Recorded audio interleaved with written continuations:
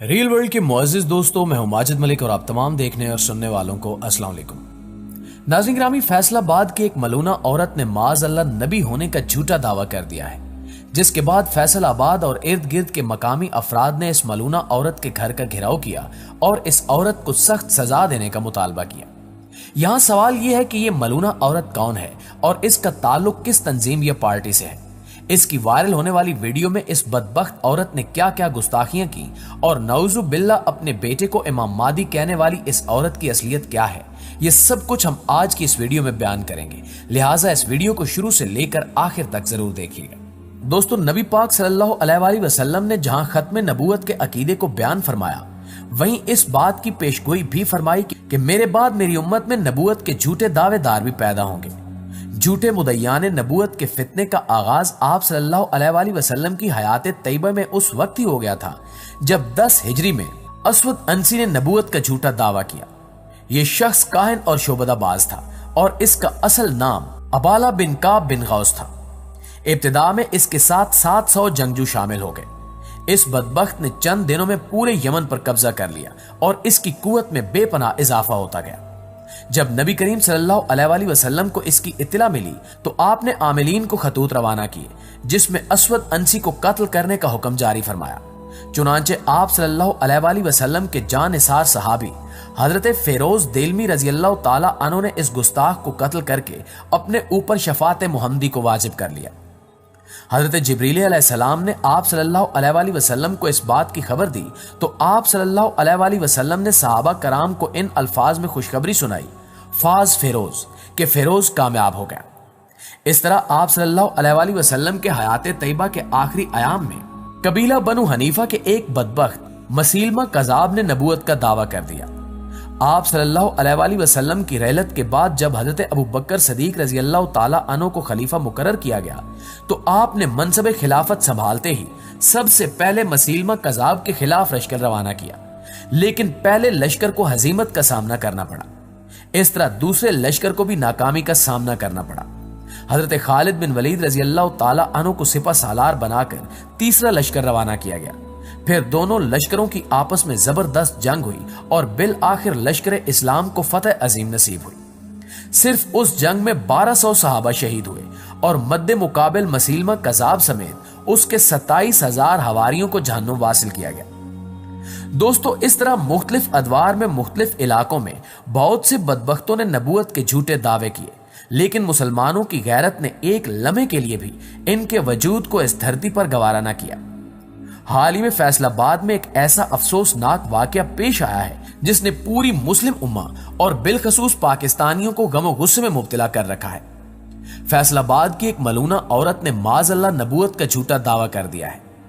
گزشتہ دن اس کی video social media پر viral ہوئی جس میں یہ ملونہ عورت بتا رہی ہے کہ اسے خواب میں بشارت دی گئی ہے کہ یہ نبی ہے۔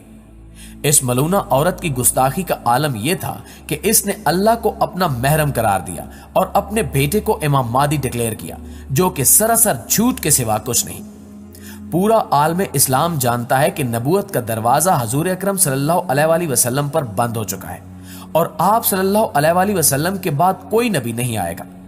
اس کا اعلان اللہ رب العزت نے خود قرآن کریم میں فرمایا ہے، مگر یہ فتنہ قیامت تک جاری رہے گا، کیونکہ احادیث میں واضح بتا دیا گیا ہے کہ دنیا میں کئی کذاب اور جھوٹے دعوے دار آئیں گے جو خود کو نبی کہلوانے کی کوشش کریں گے، مگر سچے مسلمان اس ناپاک کوشش کو کامیاب نہیں ہونے دیں گے۔ فیصل آباد میں پیش آنے والے اس افسوسناک واقعے پر فیصل آباد کی پولیس فوراً حرکت میں آئی اور سی پی او فیصل آباد نے عورت کو اس کے انجام تک پہنچانے کا وعدہ کیا۔ ناظرین گرامی، یہ کوئی نیا واقعہ نہیں ہے، ایسے بے شمار واقعات سے تاریخ بھری پڑی ہے، جن میں سے ایک مرزا قادیانی کا واقعہ بھی بہت مشہور ہے، جس کی تاریخ کچھ اس طرح ہے کہ سن 1857 کی جنگ آزادی کے بعد ہندوستان پر انگریزوں کو غاصبانہ قبضہ جمانے کی ضرورت تھی۔ انگریز چاہتے تھے کہ وہ اپنے قدم مستحکم کریں اور اپنے تسلط کو طول دیں، جس کے لیے انگریز حکومت نے مسلمانوں کو غلام بنانے کی کوشش کی، لیکن انگریز پوری کوشش کے باوجود مسلمانوں کو غلام نہ بنا سکے۔ بڑی سوچ و بچار کے بعد انگریزوں کے سامنے یہ بات آئی کہ مسلمانوں کو غلام بنانے میں 2 بڑی رکاوٹیں درپیش ہیں۔ پہلی، مسلمانوں کی اپنے نبی صلی اللہ علیہ وآلہ وسلم سے محبت، اور دوسری رکاوٹ مسلمانوں کا جذبہ جہاد ہے۔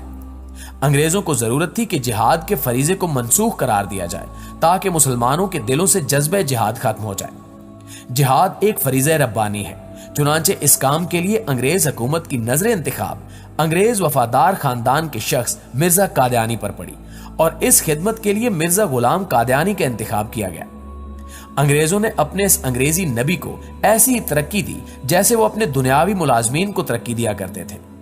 पहले पहल तो इसे मुबल्लिग इस्लाम और मनाज़िर इस्लाम के तौर पर मुतारिफ करवाया गया। फिर इसने खुद को आलिम कहा, फिर मुसन्निफ, फिर मुजद्दिद, फिर इमाम मादी, फिर मसीह मऊद, हत्ता के जसारत में इस कदर बड़ा के दावा किया कि नऊज़ु बिल्लाह वो खुद मोहम्मद रसूलुल्लाह है जिसे इशाअत इस्लाम के लिए दोबारा दुनिया में भेजा गया है। इस तरह ये लोगों का ताल्लुक मक्का मदीना से कटवाकर कादियान की तरफ जोड़ने लगा।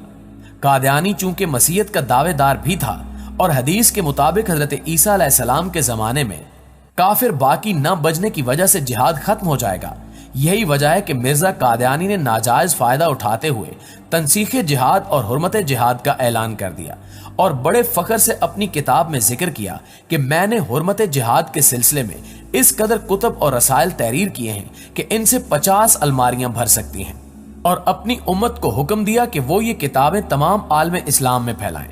हत्ता के मरकज इस्लाम मक्का मुकरमा और मदीना मुनव्वरा में भी वो कुतुब भिजवा दी कि जिहाद हराम है और ये हरामी लोगों का काम है। दोस्तों, मिर्जा की गुस्ताखियों ने मुसलमानों को बरहम किया और लाखों की तादाद में मुसलमान बाहर निकल आए।